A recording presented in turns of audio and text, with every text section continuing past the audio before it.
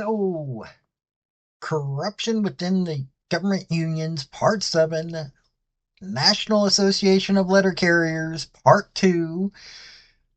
Yes, it's already Part 7. We're into our second week.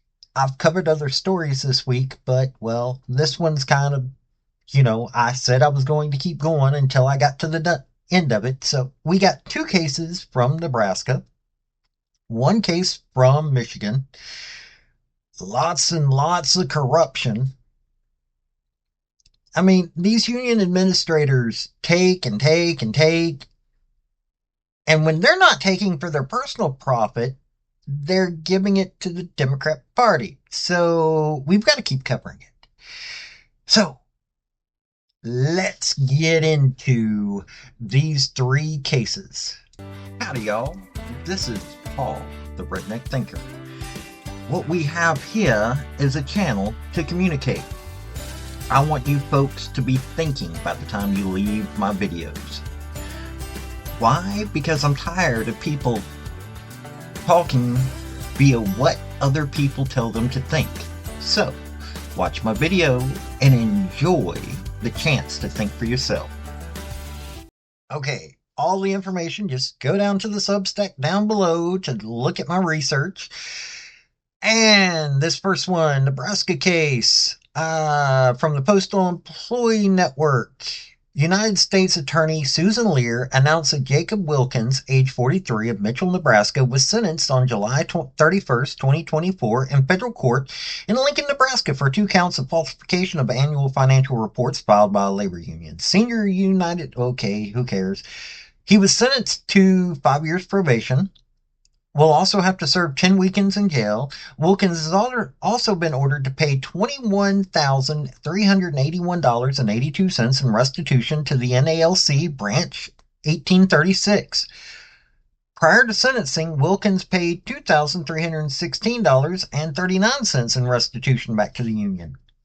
He served as president of the National Association of Letter Carriers Branch 1836, union out of Scottsbluff, Nebraska from 2001 till he resigned in August 2021. So he was able to do this corruption for a long time. As union's president, Wilkins was required by federal law to keep bank statements and supporting documentation such as receipts and invoices that would justify spending union money. The president and secretary treasurer annually file an accounting statement with the Department of Labor. Okay, all that. Between 2016 and 2020, Wilkins used union funds for personal expenses totaling $23,698.21. The embezzlement came to light in 2021 when other union members noticed union funds being used for expenses that were not approved by the union and were not union-related purchases. Wilkins admitted he used union funds, the union checking account, and admitted he did not obtain consent from union members before spending union money. Okay. Oh, he'd been doing this since 2010. A case in Michigan. June 24th, 2024, in Oakland County, Michigan Circuit Court, Robin Williams, former president of NALC 320, was found guilty in a 2-day trial on one count of false pretenses of $1,000 or more, but less than $20,000 in violation of Michigan complied law. Yeah. Guilty. Okay, and in case you're wondering what false pretense is, this is via Cornell law. False pretenses, also known as larceny by false pretenses, is a crime under common law. A defendant commits false pretenses when they obtain title to the victim's property through misrepresentations with the intent to defraud. False pretenses differ from larceny by trick in that the defendant obtains title, not just possession of the victim's property. In addition to common law, many states have statutes deeming forms of larceny by false pretenses a crime. For example, North Carolina statute makes it a crime to obtain property under any false pretenses involving a past or future fact. Okay, and back to Nebraska.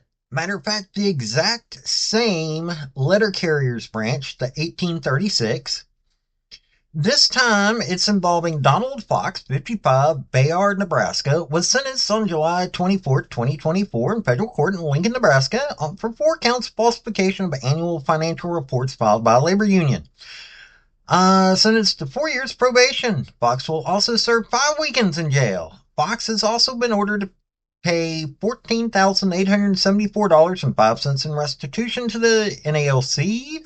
Prior to sentencing, Fox paid $9,746.07 back in restitution to the union. He served as Secretary and Treasurer at the 1836 out of Scottsbluff, Nebraska from 2001 until he resigned in June 2021.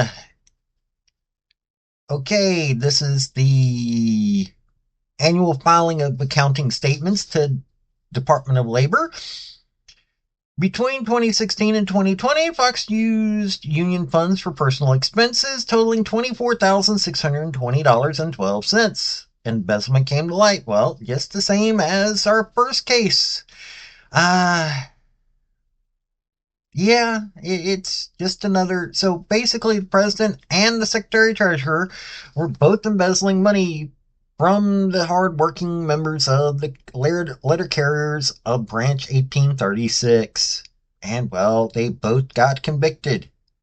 So, this is concluding part 7, and this is also concluding the National Association of Letter Carriers. As you can see, postal workers have way too much reason to go postal when it comes to what their union does to them.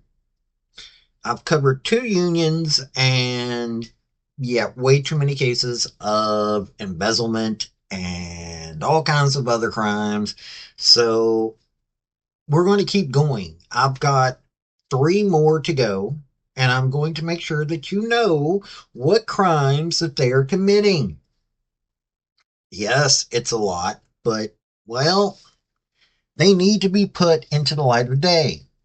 This has been Paul, the Redneck Thinker. Y'all have a good day now. Bye. Folks, I just want to say thank you for listening. I want to thank you for taking your time. I want to hear what your comments are about what you think on this topic, because your comments are what's important, not necessarily mine. I don't care if you're Republican, I don't care if you're conservative, I don't care if you're liberal, I don't care if you're Democrat. I want to hear your opinion on these topics. I want to thank you yet again for listening to my video. Like, subscribe, and all that other hoopla. This has been Paul, the Redneck Thinker. Y'all have a good day now. Bye.